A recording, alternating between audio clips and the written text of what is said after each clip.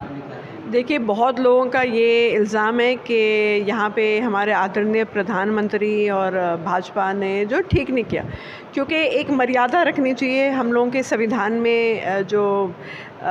ये national emblem है, उसका एक बहुत एक महत्वपूर्ण एक योगदान और वो एक प्रतीक है। और जो अशोका का जो एम्बलम है वो भी एक शांति का प्रतीक है। आप देख लीजिए, बिना किसी ऑपोजिशन को दावत नहीं दी, जब ये पार्लियामेंट बिल्डिंग पे ये नया ये स्तंभ खड़ा हुआ, तो वहाँ पे पूजा हो रही है, तो आप ऑपोजिशन लीडर्स को भी बुलाइए।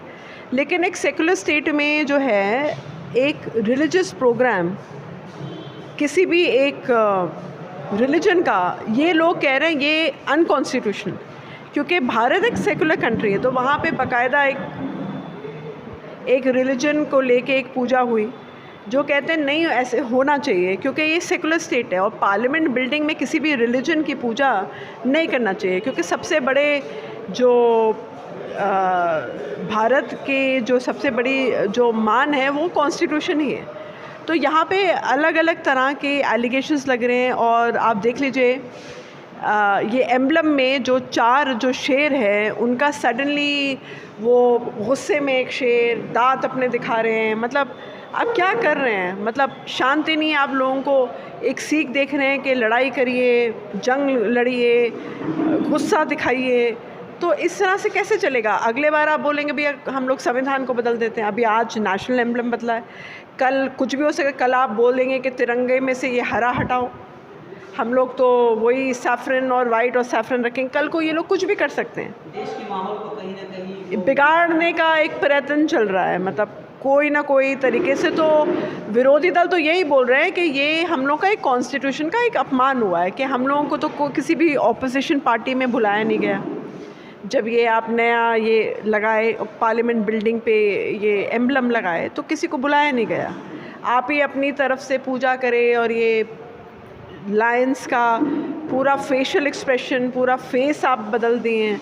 तो आपको एक आदर सम्मान होना चाहिए। हमारे एक लेगेसी रही है हम लोगों का जो कॉन्स्टिट्यूशन है, और ये अशोका एम्बलम तो सब इतना रिस्पेक्ट करते हैं। It's a very big controversy right now. Ma'am, जैसे कि अभी कुछ देर पहले आपने कहा मोहम्मद ज़ुबैर के बारे में, अभी देखिए, जो लोग जब महात्मा गांधी के हथियारों को जो लोग पूछते हैं, उनसे और क्या एक एक्सपेक्टेशन की जा सकती है? वो लोग तो आगे कुछ भी कर सकते हैं। नथुराम गोडसे को जो पूछते हैं और महात्मा गांधी को जो गाली देते हैं, उन लोगों से क्या एक्सपेक्टेशंस आज के दौर में की जा सकती है? वो लोग तो नफ़रत ही फैलाएंगे। भाजपा राज में देखा जा रहा है कि माइनॉरिटीज़ को ज़्यादा टारगेट बनाया जाए और पिछड़े जात जैसे दलित ज़्यादा टारगेट किया जा रहा है। तो किस तरह से माइनॉरिटीज़ अपने आप को तैयार करे और कैसे अपनी आवाज़ को पहुंचाए पार्लियामेंट? देखिए, ये भाजपा सरकार है, माइनॉरिटीज़ को तो टारगेट कर ही रही है। वो वर्किंग क्लास कम्युनिटी जो खट के कमाते हैं, वर्किंग क्लास मज़दूर लेबरर्स, उनको भी टारगेट कर रही है, क्योंकि ये है एक अमीर लोगों की सरकार बनी हुई है। जितने अपर कास्ट और जितने रिच बिजनेसमैन हैं, उन्हीं की सरकार है। तो वो महिलाओं से घृणा करते हैं, वर्किंग क्लास से घृणा करते हैं, माइनॉरिटी से घृणा करते हैं। हम देख रहे हैं कि यहाँ पे चर्चेस भी वैंडलाइज हो रही हैं बहुत सारी। माइनॉरिटीज़ आप देख लीजिए, जहांगीरपुरी में क्या किस्सा हुआ कि जितने माइनॉरिटीज़ हैं, उनके घर के ऊपर बुलडोज़र चलाया जा रहा है ताकि उनकी रोज़गारी पे रोक टोक हो, उनके घर से छत उखाड़ी जाए, उनकी रोज़गारी बंद हो। और तो ऐसे माहौल में बहुत ज़रूरी है कि जो विरोधी दल एक जो है एक अपने जो डिफरेंसेस हैं उनको असाइड करके एक यूनिटी होनी चाहिए। जब विरोधी दल अपने में लड़ रहे हैं, तो ये ऐसे शक्तिशाली पार्टी से कैसे लड़ सकेंगे आगे? आखिरी सवाल ये करना चाहेंगे मैम कि उदयपुर अभी ताज्जुब की बात है कि यहाँ पे 2 आदमी, कन्हैया लाल, जो बहुत अफसोसनाक, बहुत अफसोसनीय एक घटना हुई। वो टेलर थे।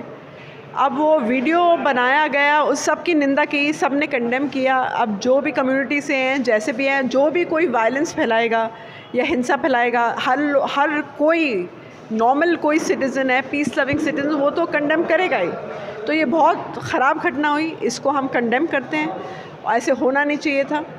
और लेकिन ये भी अभी एक सवाल बनता है कि ये लोग इतने सालों से बीजेपी में क्या कर रहे थे ये शख्स, और इन लोगों को पता नहीं चला कि बीजेपी में हैं और इस तरह के कार्य जो है कैरी आउट कर रहे हैं। तो ये भी प्रश्न करना चाहिए, लोग कर क्या रहे थे इसकी पार्टी में और कौन जिम्मेदार है इसके लिए।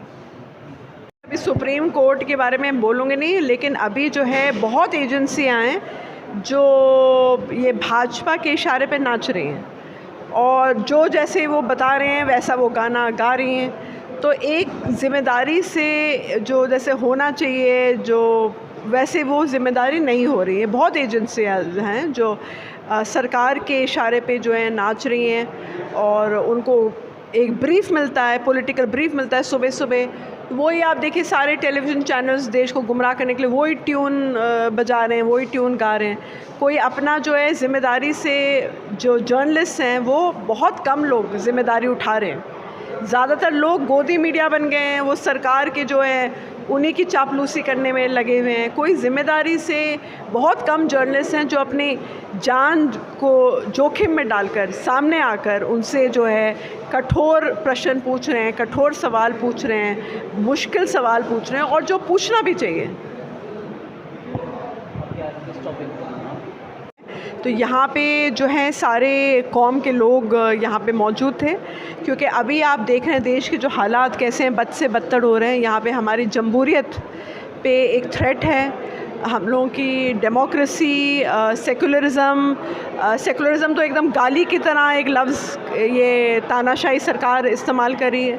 और हम देख रहे हैं कि तीस्ता सेतलवाद जैसे लोग जो ह्यूमन राइट्स के लिए काम करती हुई आई हैं और गुजरात के जो दंगे हुए थे उनकी जो पीड़ित जो विक्टिम्स हैं उनकी राहत के लिए काम करी हैं, उनको जेल में ढकेला जा रहा है। अजीब तरह के एक्यूजेशंस लगाए जा रहे हैं।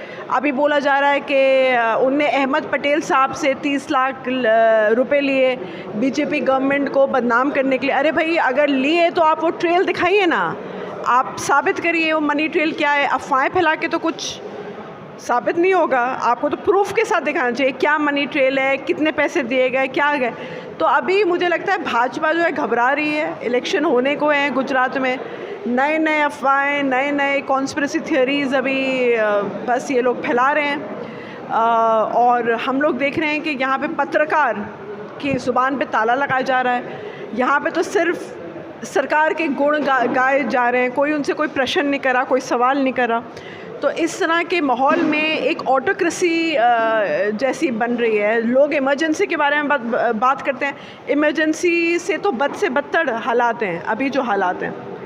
यहाँ पे तो जर्नलिस्ट को जॉब करने नहीं दिया जा रहा। ह्यूमन राइट्स जो डिफेंडर्स हैं, मोहम्मद ज़ुबैर क्या हैं, वो एक फैक्ट चेकर हैं।